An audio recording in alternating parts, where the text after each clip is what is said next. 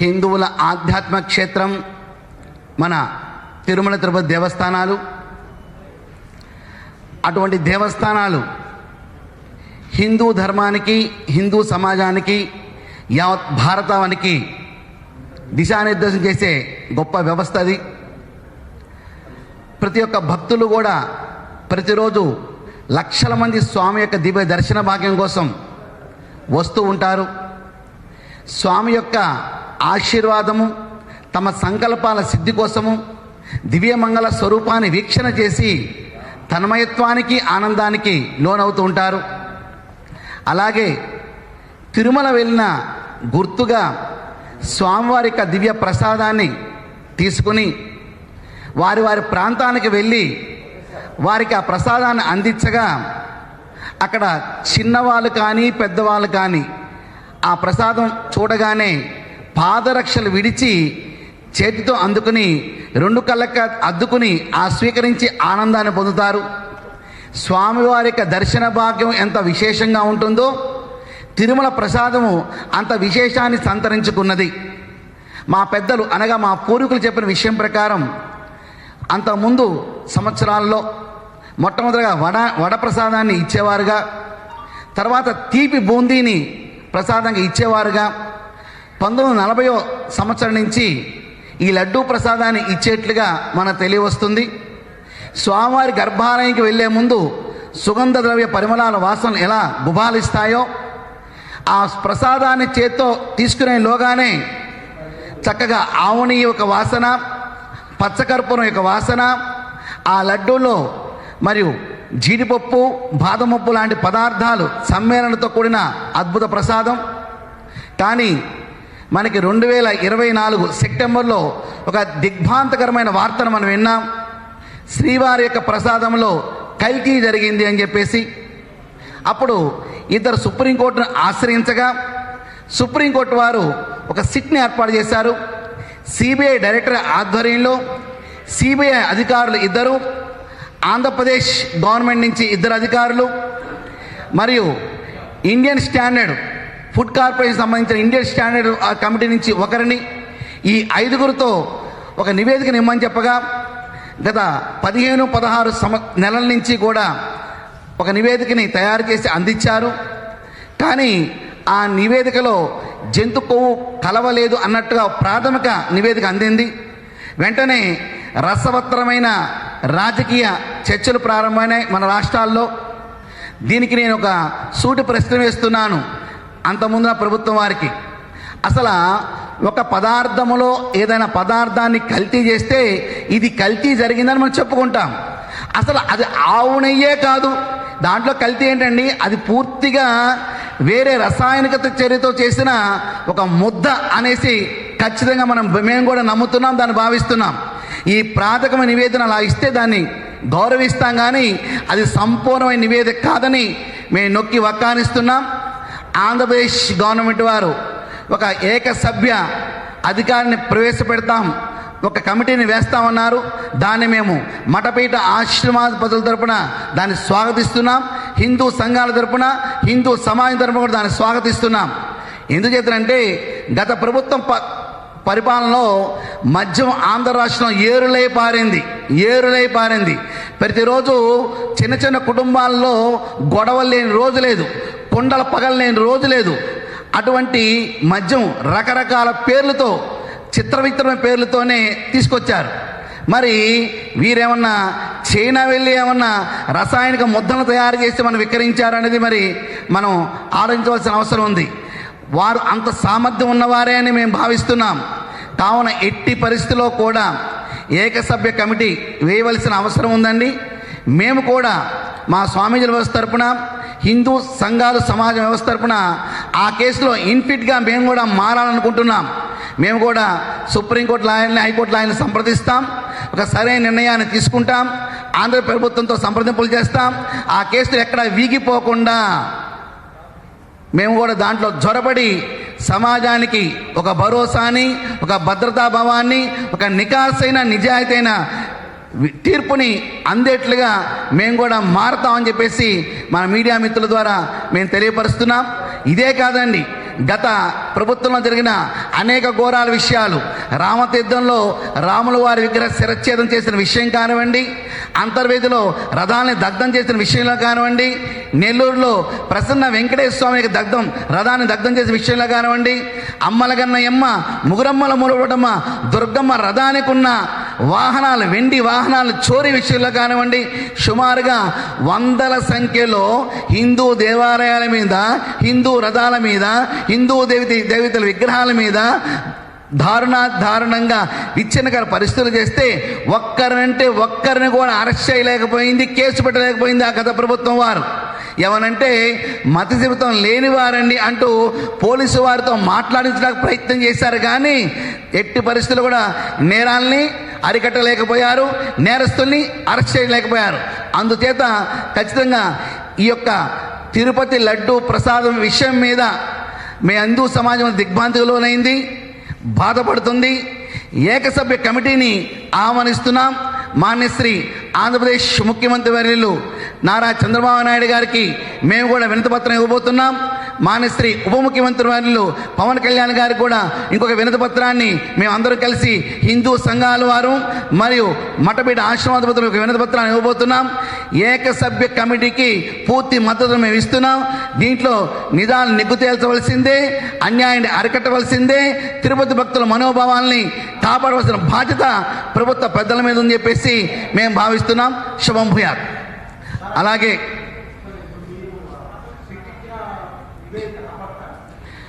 అది వారు సిట్ ఇచ్చిన నివేదిక తప్పు అంటున్నారా మీరు అంటున్నారు. మేము తప్పు అంటాం కాదండి, వారు దాంట్లో కొవ్వు పదార్థం కలిసిందా లేదా అన్న విషయం మాత్రమే వారు పరిశోధన చేశారు. అసలు అక్కడ ఉన్నది ఆవు నెయ్యే కాదని చెప్పేసి మా వాదనండి. అది రసాయనికతో కూడిన ఒక వ్యవస్థని వారు క్రియేట్ చేశారండి. అసలు ఆ నెయ్యే ఆవు నెయ్యే కాదండి, కల్తీ ఏంటండి? అసలు ఏదైనా పదార్థంలో ఇంకో పదార్థం కలిపితే కల్తీ అంటాము. అసలు అది ఆవు నెయ్యే కాకపోతే ఇంకో కొవ్వు కలిసిందా, పంది కొవ్వు కలిసిందా, చేప నూనె కలిసిందా అనే విషయం మీద వారు చెప్పారు. కానీ అసలు అది ఏ పదార్థం, ఎక్కడి నుంచి సప్లై చేయబడింది, దాంట్లో ఉన్న రసాయనాలు ఏమి, అది ఎటువంటి హాని చేస్తుంది మనం చూద్దామండి. బ్రిటిష్ వారు అప్పుడు మన స్వాతంత్ర ఉద్యమం చేస్తున్న ఖైదీల్ని అరెస్ట్ చేసి జైల్లో పెట్టినట్టుగా చరిత్ర విన్నాం. అప్పుడు ఒక లోహ పదార్థాన్ని తయారు చేసి చిప్పలుగా తయారు చేసి చెప్పకూడని పేరుతో దాంట్లో అన్నం ముద్ద పడేసి నీళ్లు వేసి ఖైదీలకు ఇచ్చేవారంట. అది విషపూర్తిగా మారి తొందరగా చచ్చిపోతారని. మరి హిందూ సమాజం మీద, హిందూ ధర్మం మీద, మా తిరుమల తిరుపతి వెంకటేశ్వర స్వామి మీద ఇది దాడిగా మేము భావిస్తున్నాం. గత ప్రభుత్వం చేసిన దాడిగా మేము భావిస్తున్నాం. కాబట్టి ఇంకా లోతుగా సూక్ష్మంగా అధ్యయనం చేసి సరిగ్గా ఇవ్వాలని చెప్పేసి మేము కోరుకుంటున్నాం.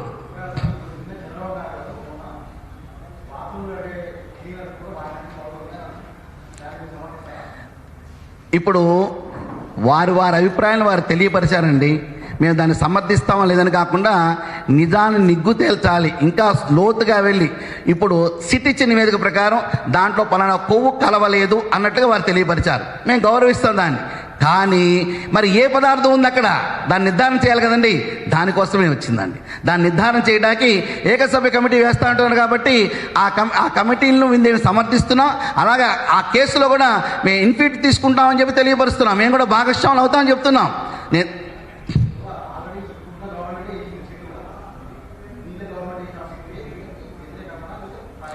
వ్యతిరేకత రాలేదండి. అది రాజకీయ దుమారంలో వారు వీరు మాట్లాడుకుంటున్నారు, కానీ వ్యతిరేకత వచ్చిందని చెప్పి మేము కూడా భావించట్లేదండి. వాళ్ళ ప్రాథమిక రిపోర్ట్లో ఈ ఫలానా కొవ్వు కలవలేదు అనే విషయం మాత్రమే వారు నిర్ధారణ పేరుస్తున్నారు ప్రాథమికంగా. కానీ అసలు అది ఏ పదార్థం, ఎక్కడి నుంచి వచ్చింది, ఎక్కడి నుంచి సప్లై అయింది, అది మానవ జీవితం మీద ఎటువంటి ప్రభావం చూపిస్తుంది, అటువంటి పదార్థాన్ని ఎవరు కొన్నారు, ఎవరు తీసుకొచ్చారు, ఎవరు ఆ అగ్రిమెంట్ చేశారు, దాన్ని ఎవరు కలిపారు, దాన్ని ఎందుకు విక్రయించబడింది, దాని మీద మాకు కావాలి, మాకు నిర్ధారణ అనేది. దానికోసం వారు మరొక కమిషన్ వేస్తున్నాం. కాబట్టి ఇంకో కమిషన్ వేయమని మేము చెప్తున్నామండి.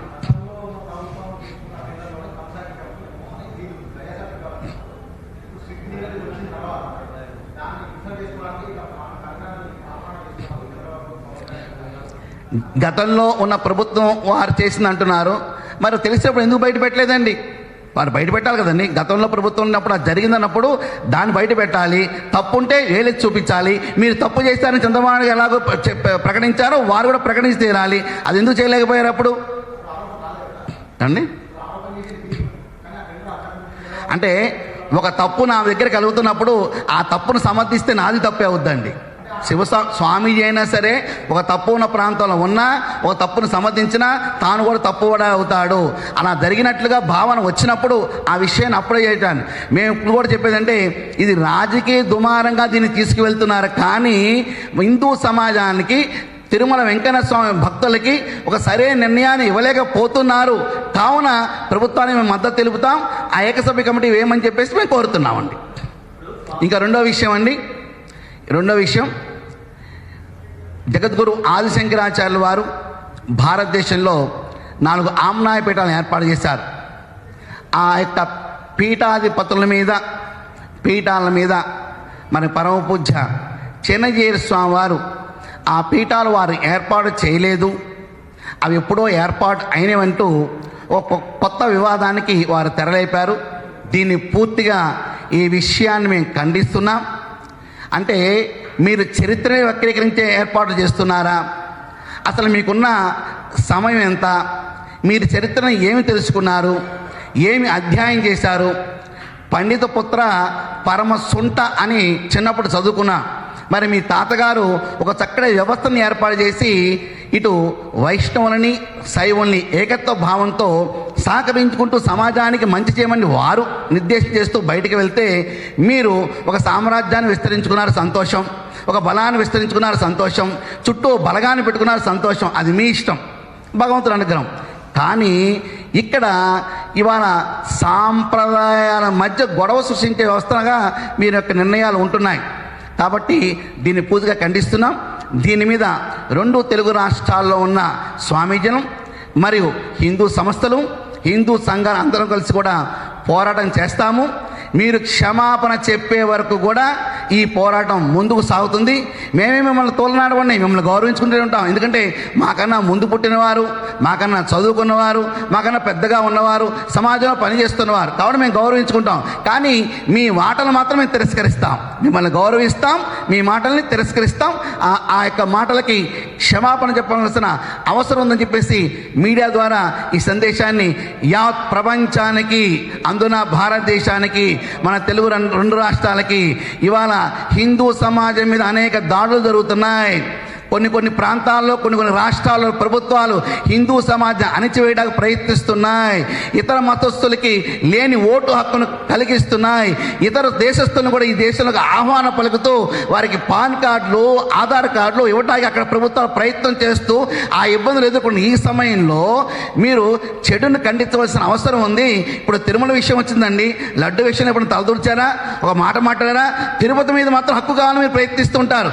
నేను వెళ్ళిపోతే నాకు హక్కు కావాలి, వెళ్ళనంటుంటారు. కానీ అవసరమైనప్పుడు మాత్రం స్పందించరు.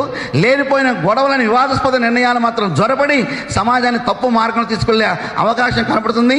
పరమ పూజ్య చిన్నజీయర్ స్వామి వారు మీరు సరిగ్గా ఆలోచించుకోండి. కొన్ని రోజుల పాటు ప్రశాంతంగా ధ్యానం చేసుకోండి. మీరు ధ్యానం చేసుకుని బుద్ధి వికసిస్తుంది. మంచి విషయాన్ని సమాజానికి అందించండి.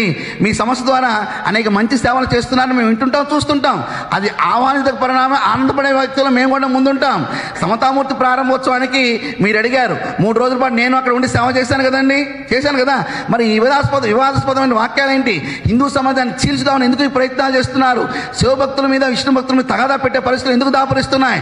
కావున వీటి మీద పూర్తిగా మీరు సమాజానికి సమాధానం చెప్పాల్సిన బాధ్యత మీ మీద ఉంది అని చెప్పి గట్టిగా మేము తెలియపరుస్తున్నాం. మీ నుంచి సమాధానం రాకపోతే ఒక ఉప్పెనగా, ఒక తరంగాలుగా హిందూ సమాజం మొత్తం కదిలి వచ్చి మిమ్మల్ని ప్రశ్నిస్తుంది. మీ స్థానం కూడా కదిలే అవకాశం ఉంది. తస్మాత్ జాగ్రత్త అని హెచ్చరిక చేస్తూ ముగిస్తున్నాం. శుభం.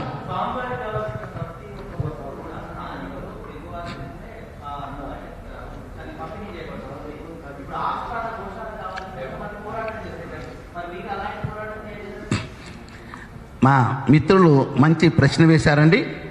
ఖచ్చితంగా కావాల్సింది, ఎలా అయితే గోవు గోవిందుడు అనే చక్కటి నినాదం, గోవుతో కూడిన గోవిందుడు, వెంకటేశ్వర స్వామి యొక్క ఆ ప్రాంతంలో ఉన్న గోశాల. మరి ఎన్ని గోవులు అక్కడ ఉన్నాయి? దేశవాళీ జాతి గోవులు ఉన్నాయా, లేకపోతే సంకర జాతి గోవులు ఉన్నాయా? సంకర జాతి గోవు యొక్క ఆవునైనా మేము వాడం.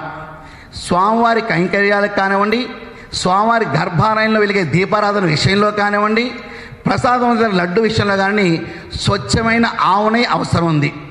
మనం చూద్దాం, 1947 స్వాతంత్రం వచ్చిన సమయానికి భారతదేశ జనాభా 30 కోట్లని తెలియవస్తుంది. అప్పుడున్న పశు సంపద ఈ దేశంలో 48 కోట్లు. మరి ఇప్పుడు భారతదేశ జనాభా 140 నుంచి 145 కోట్లు. మరి పశు సంపద ఎంత ఉండాలండి? 200 కోట్లను కనీసం ఉండాలిగా. కానీ అది 20 కోట్లు పడిపోయినట్టుగా ఒక గణాంక లెక్కలు తెలియవస్తుంది. మరి ఇవన్నీ ఏమైపోయినాయి? ఎక్కడైతే కబేలా తరలి వెళ్ళిపోతున్నాయి, మాంస రూపంలో విక్రయించబడుతున్నాయి, రకరకాలుగా జీవహింస జరుగుతుంది. ఎలాగైతే శ్రీవాణి ట్రస్ట్ ద్వారా ప్రత్యేక దర్శనానికి 10,000 రూపాయలు పెట్టి దర్శనం చేపిస్తూ ఆ ధనాన్ని హిందూ దేవాలయాలు ఎక్కడైతే గిరిజన ప్రాంతాల్లోనూ, సముద్ర ప్రాంతాల్లోనూ, మత్స్య ప్రాంతాల్లోనూ మరియు ఎస్సీ ఎస్టీ కాలనీల్లోనూ ఎవరైతే మాకు దేవాలయం కావాలని కోరుకుంటున్నారో అక్కడ దేవాలయ నిర్మాణానికి 10 లక్షల నుంచి 5 లక్షలు ఇద్దామని ప్రభుత్వం నిర్ణయించిందో, అలాగే శ్రీవారి భక్తులైన మేమందరం కూడా సేవ చేయడానికి సిద్ధంగా ఉన్నాం. ఒక్కొక్క గోవుని ఒక్కొక్క భక్తుడికి మీరు దత్తిచ్చినా సరే లక్షల గోవుని పోషించవచ్చు. ఆ గోవుల ద్వారా వచ్చే ఆ యొక్క పాల ద్వారా చక్కటి గో ఘృతాన్ని ఏర్పాటు చేసి స్వామివారికి ఉపయోగించవచ్చనే విషయంలో మేము ముందుకు వెళ్ళాం. దాంట్లో చైర్మన్ గారితో కూడా సంప్రదింపులు జరిపి ఒకసారి ఈ విషయాన్ని కూడా వారి ముందు పెడతాం జరిగిందండి. తప్పకుండా వారి నిర్ణయం తీసుకుంటారని చెప్పి అన్నాం. ఇప్పుడు కొత్తగా ఈవో మారారు, కొత్త ఈవో వచ్చారు. ఆయన కూడా సమర్థవంతంగా ఉన్న ఈవో అని చెప్పి వారు చేయగలరని చెప్పేసి ఒక వాక్యాన్ని మేము వినున్నాం. కంపల్సరిగా వారి ముందు కూడా ఈ విషయాన్ని తీసుకొస్తాం. తిరుమల తిరుపతి దేవస్థానం భూములు రాష్ట్రాల్లో చాలా చోట్ల ఉన్నాయండి. అక్కడ చక్కగా గోశాలను ఏర్పాటు చేయవచ్చు. గో సంరక్షణ, విశ్వ సంరక్షణ, గోవు ఎక్కడైతే నడాడుతుందో ఆ ప్రాంతం శాంతియుతంగా ఉంటుంది, సౌభాగ్యంతో ఉంటుంది, ఆరోగ్యంగా ఉంటుంది చెప్పి తెలియవస్తుంది. కాబట్టి గో సంపదని ఆంధ్ర రాష్ట్రంలో పెంచే విధంగా, గోశాలను ఏర్పాటు చేసే విధంగా ఈ విషయాన్ని పవన్ కళ్యాణ్ గారి దృష్టికి కూడా ఒకసారి లెటర్ పంపించాం. మరొకసారి వారితో కూడా కూర్చొని చర్చ చేసి అది తొందరలోనే ఏదో వచ్చాం మాట్లాడడం వెళ్ళిపోయాను కాకుండా అది తొందరలోనే మీకు చక్కటి విషయాన్ని సమాధాన రూపంలో పనిచేసి మీకు చూపిస్తామని చెప్పి వాగ్దానం ఇస్తున్నానండి.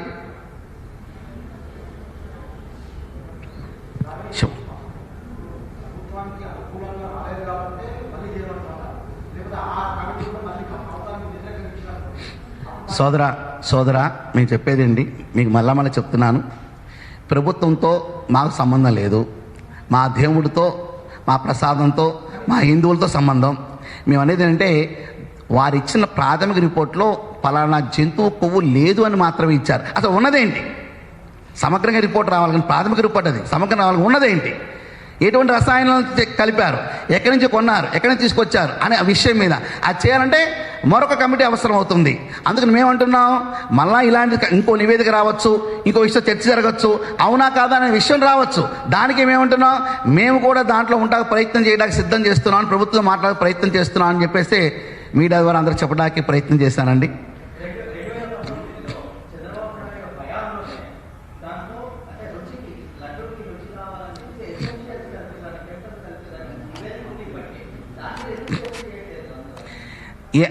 ఏ కెమికల్ కలిపారండి? 2019లో. మరి అప్పుడున్న వారు ప్రశ్నించాలి, ఆ విషయం ప్రజల దృష్టికి వెళ్ళాలి. మా దృష్టి కూడా ఆ విషయం తెలియదని తెలిస్తే నేను చక్కగా మాట్లాడతాను, నాకు తెలియదండి. కాబట్టి ఇప్పుడు మాత్రం ఇది ప్రజలందరికీ విషయం తెలిసింది. ప్రపంచమంతా ఈ లడ్డు మీద వివాదం నడుస్తుంది. రాజకీయ పక్షాల మీద ఇప్పుడు మాట ప్రతివాదం నడుస్తున్నాయి. ఇటువంటి సమయంలో మేము కలగ చేసుకుని మా దేవాలయ వ్యవస్థ కాబట్టి, మేము రాజకీయ వ్యవస్థ మేము కలగ చేసుకునే హక్కు మాకు లేదని, మాకు అవసరం లేదు కూడా. దేవాలయ వ్యవస్థ కాబట్టి మేము కలగ చేసుకునే అవసరం ఉంది. మా తిరుమల అంతవరకు ఎందుకండి, తిరుమల తిరుపతి పరిరక్షణ విధానం నుంచి 2012లో వెనకాల తొండవాళ్ళ హీరా ఇస్లామిక్ యూనివర్సిటీ పెట్టారు. 2012 ఉద్యమం చేశారండి. అప్పుడున్న కాంగ్రెస్ గవర్నమెంట్కి మేము రిపోర్ట్లు పంపించామండి, ఇక్కడ అనధికారికంగా ఇస్లామిక్ యూనివర్సిటీ కడుతున్నారని. అప్పుడు ప్రభుత్వం పట్టించుకోవాలా. మేము పోరాటం చేశాం, కేసులు వేస్తాం.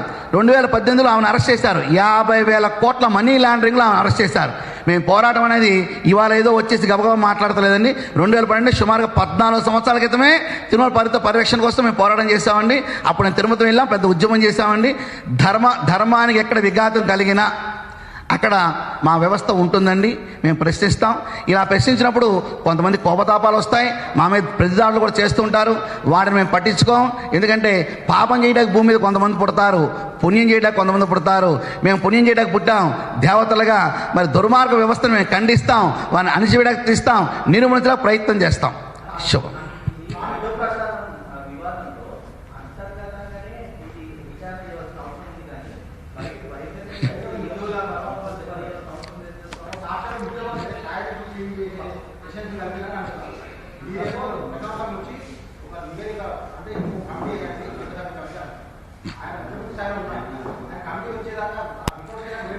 ఇక్కడ తమరు అన్న విషయంలోనండి, మన గృహాల్లోనే ఒక సూచన మాత్రమే. మన గృహాల్లో ఒక వివాహం చేసుకుందాం అని నిర్ణయం తీసుకుంటే ఉన్న 5గురిలోనే 5 ఆలోచన చేస్తారు. ఆస్తిపాస్తులు చూసారా, అతనికి ఏమైనా అలవాట్లు ఉన్నాయా లేవా, సాంప్రదాయం కుటుంబమేనా, ఏం ఉద్యోగం చేస్తున్నాడు, వ్యాపారం చేస్తున్నాడా, ఎంత సంపాదిస్తున్నాడు, అసలు ముందు అమ్మాయికి నచ్చిందా లేదా చేసి దాంట్లో ఓటింగ్ పెడతారు. 3 ఓట్లు పడతాయి, 2 ఓట్లు పడవండి. అలాగే అనేక విషయాల మీద చూస్తే కనుక అనేక కోణాల్లో అందరి మీద తప్పులు వస్తాయి. నా మీద కూడా మీరు ప్రశ్న వేయచ్చు, నా మీద కూడా తప్పు చూపించవచ్చు. ఇప్పుడు మీరు దీనికే వచ్చారా అని. కాబట్టి కొన్ని విషయాల్ని కాలం నిర్ణయిస్తుందని చెప్పేసి ఎదురు చూడటమే. ఇక పెద్దలు మాట్లాడే విషయాల్లో తొందరపాటు నిర్ణయాలు కూడా కొన్ని ఉండవచ్చు. వాటిని పెద్దగా తీసుకుని మనం వివాదాస్పదంగా వెళ్లకుండా విషయం మీద చర్చ చేస్తూ ఆ విషయం పరిపూర్ణంగా మంచి సమాజానికి మంచి మేలైన నిర్ణయం వస్తుందని చెప్పేసి మా ఆలోచనతో వచ్చానండి. యావత్ సమాజానికి మరియు ప్రభుత్వంలో ఉన్న పెద్దలకి, విపక్షాల వారికి ఇది మనము ఏదైతే ఏకసభ్య కమిటీ వేస్తున్నామో ఆ కమిటీ వేయండి. ఆ కమిటీ నిర్ణయం వచ్చే వరకు కూడా ఈ విషయం మీద రగడ ఆపివేసి ఎవరికి వారు ప్రజా సమస్యల మీద దృష్టి పెట్టి చక్కటి పరిపాలనతో ముందుకు సాగాలని చెప్పి నేను సూచన, అభ్యర్థన, ప్రార్థన.